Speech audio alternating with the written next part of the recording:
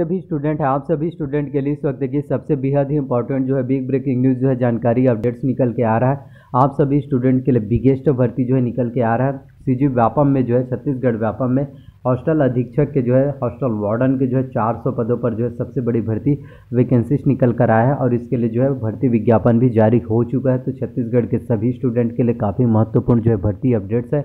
जो भी स्टूडेंट छत्तीसगढ़ में हॉस्टल वार्डन बनना चाहते हैं, छात्रावास अधीक्षक बनना चाहते हैं, अपने सपनों को पूरा करना चाहते हैं तो आप जो है हॉस्टल वार्डन बन सकते हैं। 400 पदों पर जो है भर्ती होना है और इसमें सबसे ज़्यादा इंपॉर्टेंट का इस चीज़ को लेकर डाउट रहता है कि कंप्यूटर ज़रूरी है या फिर नहीं।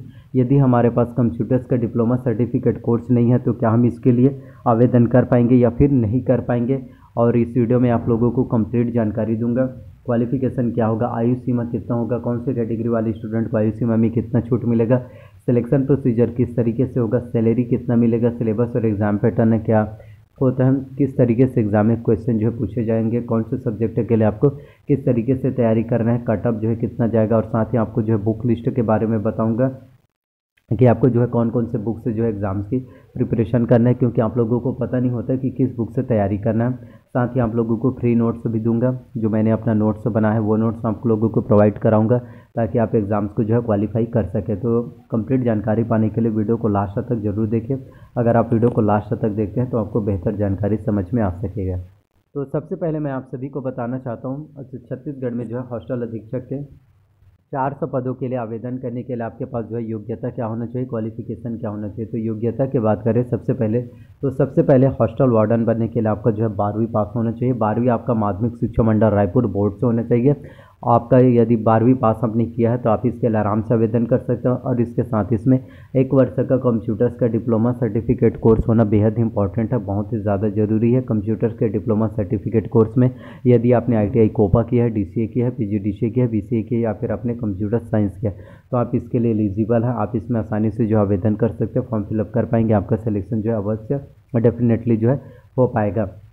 अब काफ़ी स्टूडेंट ऐसे भी सोच रहे हैं कि हमारे पास कंप्यूटर्स का डिप्लोमा कोर्स नहीं है तो क्या हम इसके लिए फॉर्म फिलअप कर पाएंगे या फिर नहीं कर पाएंगे। तो जी हाँ, आप भी आवेदन कर सकते हैं। यदि आप SC ST OBC कैटेगरी वाले स्टूडेंट है तो आपको 1 वर्ष का छूट जो है कंप्यूटर्स में मिलता है। अब बाद में यदि आपका सिलेक्शन होता है तो कंप्यूटर्स का सर्टिफिकेट कोर्स करके आप दे सकते हैं। लेकिन जनरल कैटेगरी वाले स्टूडेंट को छूट नहीं मिलता, तो जनरल कैटेगरी वाले स्टूडेंट जो है अवश्य रूप से कंप्यूटर्स का डिप्लोमा सर्टिफिकेट कोर्स कर लीजिए ताकि आप एग्ज़ाम में बहुत अच्छे से नंबर ला सकें।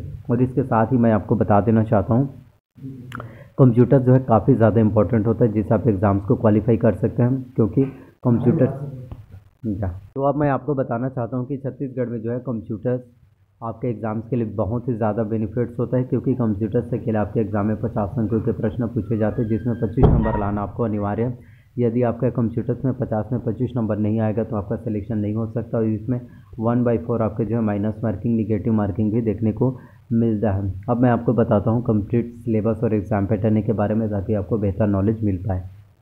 तो छत्तीसगढ़ में हॉस्टल वार्डन छात्रावास अधीक्षक भर्ती परीक्षा की सबसे पहले अगर हम बात करें सिलेबस और एग्ज़ाम पैटर्न की तो आपके एग्ज़ाम में कुल 150 प्रश्न जो है पूछे जाते हैं। प्रत्येक प्रश्न जो है आपके 1 अंक के होंगे और इसके साथ आपके एग्ज़ाम में जो है माइनस मार्किंग होता है, निगेटिव मार्किंग होता है। माइनस मार्किंग, निगेटिव मार्किंग ऋणात्मक मूल्यांकन होता है। 1/4 आपका जो है माइनस मार्किंग, निगेटिव मार्किंग देखने को मिलता है। यदि आपने 4 प्रश्न गलत किया तो आपका 5 नंबर कट जाता है। इसी को बोलते हैं हम कि माइनस मार्किंग, निगेटिव मार्किंग। तो जितना ज़्यादा हो सके आपको जो है निगेटिव मार्किंग से बच के रहना ताकि आप एग्ज़ाम में जो है बहुत अच्छे से नंबर ला सके और आपका सिलेक्शन जो है हो जाए।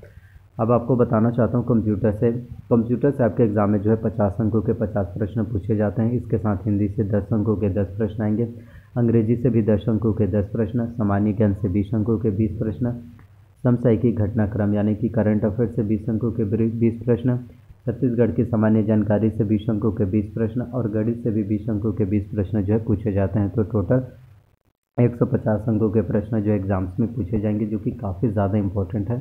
अब एक एक करके मैं आपको सिलेबस के बारे में पूरा बताऊंगा और बुक लिस्ट के बारे में भी कौन से सब्जेक्ट के लिए कितने प्रश्न आएंगे आपके एग्ज़ाम में और किस तरीके से तैयारी करना है। तो कंप्यूटर से आपके एग्ज़ाम में जो है 50 अंकों के प्रश्न जो है पूछे जाते हैं और हॉस्टल वार्डन बनने के लिए, छात्रावास अधीक्षक बनने के लिए आपका जो है कंप्यूटर्स काफ़ी ज़्यादा इंपॉर्टेंट होता है। जैसे मैंने शुरुआत में आपको बताया, उम्मीदवार को कंप्यूटर के 50 प्रश्नों में से कम आपको 25 अंक लाना आपको अनिवार्य है, अन्यथा आपका सिलेक्शन चयन नहीं होगा।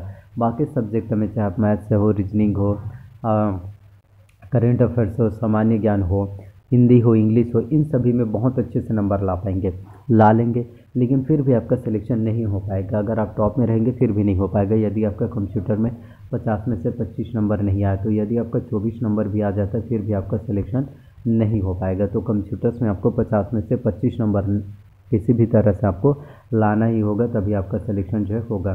तो कंप्यूटर के सिलेबस की अगर हम बात करें तो कंप्यूटर के सिलेबस में आपका कंप्यूटर का परिचय, कंप्यूटर के उपयोग, कंप्यूटर की सामान्य जानकारी, कंप्यूटर के प्रमुख भाग जिसमें आपका CPU, input device, output device के बारे में जानकारी, प्रिंटर के प्रकार जिसमें inkjet, laserjet, automatic printer, digital printer, इन सभी प्रकार के प्रिंटर के बारे में जानकारी आ गया। साथ ही ऑपरेटिंग सिस्टम के बारे में जानकारी, MS DOS operating system, MS Windows operating system और MS ऑफिस में आपका जो है MS Word, MS Excel, MS PowerPoint, MS Access, इन सभी चीज़ों के बारे में नॉलेज पूछे जाते हैं। तो कंप्यूटर्स भी आपके एग्जाम्स के लिए काफ़ी ज़्यादा इंपॉर्टेंट होता है। जितना ज़्यादा हो सके आपको कंप्यूटर्स के नॉलेज होना बेहद ही ज़्यादा ज़रूरी है। यदि आपको कंप्यूटर्स के बारे में अच्छे से नॉलेज है तो आप एग्ज़ाम में बहुत अच्छे से नंबर ला सकते हैं। साथ ही इंटरनेट के बारे में, email, search engine, web browsers, shortcut keys, full forms के बारे में जानकारी पूछे जाएंगे। जैसे CPU का फुल फॉर्म क्या होता है, सेंट्रल प्रोसेसिंग यूनिट, रैम का रैंडम एक्सेस मेमोरी, रोम का रीड ओनली मेमोरी, RDBMS का random access memory, RDBMS read only memory, बहुत से ऐसे फुल फॉर्म्स के बारे में आपके जो है जानकारी पूछे जाते हैं। तो आपको जो है जानकारी जो है होना चाहिए।